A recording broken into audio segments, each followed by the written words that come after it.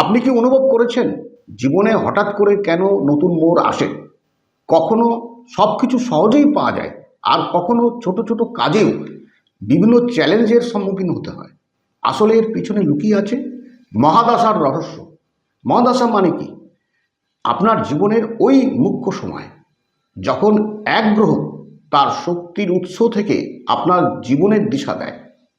এই সময়টা সামান্য সময় নয়, বরং 6 বছর থেকে 20 বছর পর্যন্ত চলতে থাকে গ্রহদের অনুসারে। যেমন শুক্রের মহাদশা 20 বছর, শনির মহাদশা 19 বছর, বুধের 17 বছর। আর এরকম মহাদশার ভূমিকা ওই গ্রহের শক্তিকে জাগিয়ে থাকে। ওই গ্রহ যদি আপনার জন্মকুণ্ডলিতে শুভভাবে থাকে, তার প্রভাবে জীবনে উন্নতি, সুখ সুবিধা বেড়ে যায়। কিন্তু ওই গ্রহ যদি পাপপ্রীত হয়ে থাকে, তখন সংঘর্ষ, বিলম্ব এবং মানসিক টেনশন বাড়াতে থাকে। মহাদশার গভীর রহস্য, জন্মকুণ্ডলিতে গ্রহ একলা কাজ করে না। এর প্রভাব লগ্ন, ভাব, রাশি এবং বিশেষ করে নবাংশের উপর নির্ভর করে থাকে।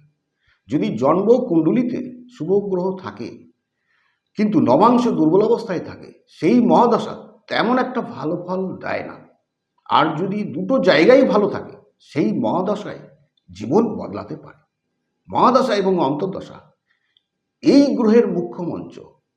কিন্তু এই সময়কালে সব অ্যাক্টর মানে যে গ্রহের দশান্তদশা চলছে, ওই ঠিক করে থাকে আপনার কাহিনী কেমন হবে। উদাহরণস্বরূপ, আপনার মহাদশা বৃহস্পতি এবং অন্তর্দশা চন্দ্রের জীবনে জ্ঞান, শিক্ষা এবং ভাবনার সাথে যুক্ত হয়ে থাকবে।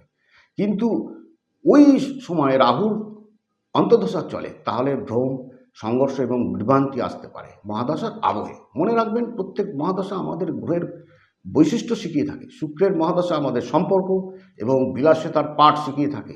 শনির মহাদশা পরিশ্রম, ধৈর্য এবং কর্মের পাঠ দিয়ে থাকে। বৃহস্পতির মহাদশা ধর্ম, জ্ঞান এবং বিস্তারের পাঠ শিখিয়ে থাকে।